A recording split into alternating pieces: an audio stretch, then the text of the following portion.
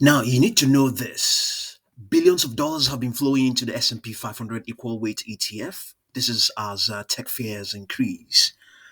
So this is based on the publication of the Financial Times and also based on the research of Morningstar. So they're saying that investors have poured record amounts of money into this ETF here, Invesco S&P 500 equal weight ETF. Ticker is RSP. This is as concerns mount that Wall Street's returns have become overly reliant on a handful of technology titans. Of course, the Mark 7. So this ETF, as you're looking at right now, talking about $14.4 billion in the second half of last year, 2024, according to data from Morningstar. Um, this is as investors hedge themselves against the dominance of the big technology stocks. So the surge took in total inflows for the fund to $17 billion for last year, 2024, um, and comes after consecutive years of the fund underperforming the S&P 500. Analysts said it underscored how investors were becoming concerned about the shadow cast by the Magnificent Seven. Of course, Alphabet, Amazon, Apple, Meta, Microsoft, Nvidia, and Tesla. So last year, 2024, S&P 500 rose 24% with the Mark 7 responsible for about half of all of those gains, according to S&P S&P Dow Jones indices. So the equal weight index rose just 11% as its quarterly rebalance favored lower growth stocks. So investors' biggest focus recently has been about concentration risk, which is worries that the market is too top heavy. This is according to Manish Kabra, head of U.S. equity strategy at Association RAL. So yeah, this is the ETF, and we have here the list. It has a total holding of 507 stocks. Obviously, see what we're talking about now. The holdings, the assets is now worth $71.8 billion. I think that's probably mostly what they have taken in so far. So yes, top of the list is Constellation Energy. I think we have a position in that as well. So you can see that for this year alone, 2025, 41.42%. Last year, 182.67% utility stock. I think it's probably one of the best performing, even though there's AVGO here. Well, yeah, it is actually performing better than AVGO. AVGO is semiconductor itself. Yeah, that also tells you something about utility stocks. Just the other day, yesterday, I believe, or thereabout, I published a video concerning um, um, yeah, Entergy. Yeah, Entergy. I published a video about Entergy. Entergy not as good as Constellation Energy.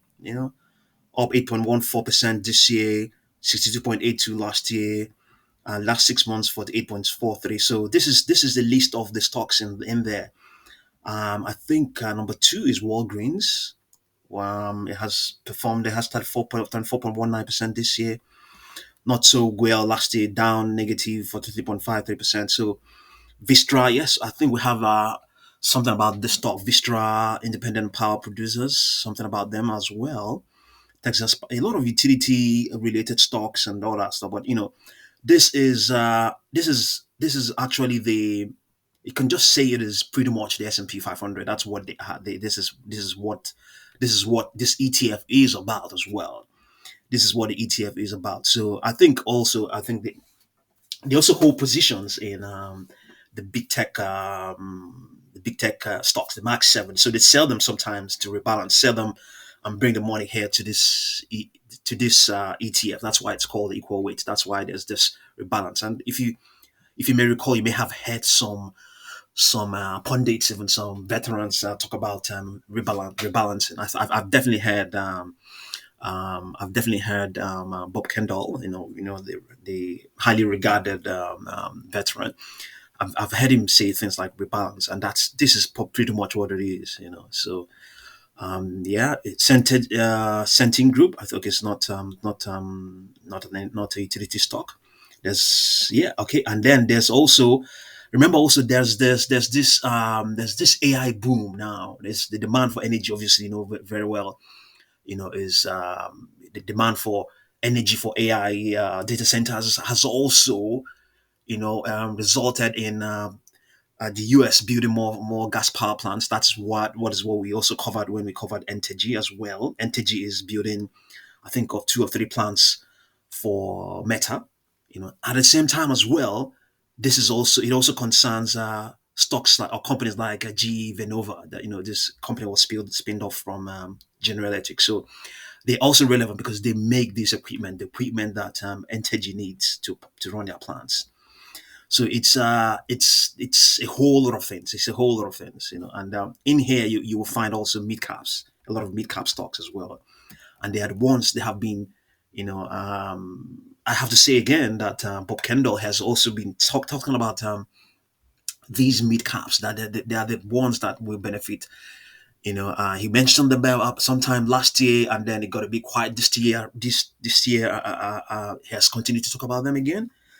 So a lot of you find here that some of the stocks will definitely be mid cap stocks. It's already looking good to spread your money around these stocks, and it did also go ahead and do other things. So in a nutshell, the summary of this whole thing is that look, these stocks. You should spread your money out on them, spread your money over them, and also go ahead and take all the risk you want to take. So um yeah, pretty much that's the summary of it all. It doesn't mean that you shouldn't keep betting on Nvidia's rise. It's definitely going to continue to do so. I think the Trump administration should favor Nvidia and indeed AI as well. It should favor them. It should favor them. So if there's even Uber here as well too, didn't do it so well, but yeah, there's Teradyne. I think we covered it some time ago as well. So just have a look and see what you make of all of these stocks. See what you make of them, and I'll definitely continue to update you. Thank you very much for watching this video.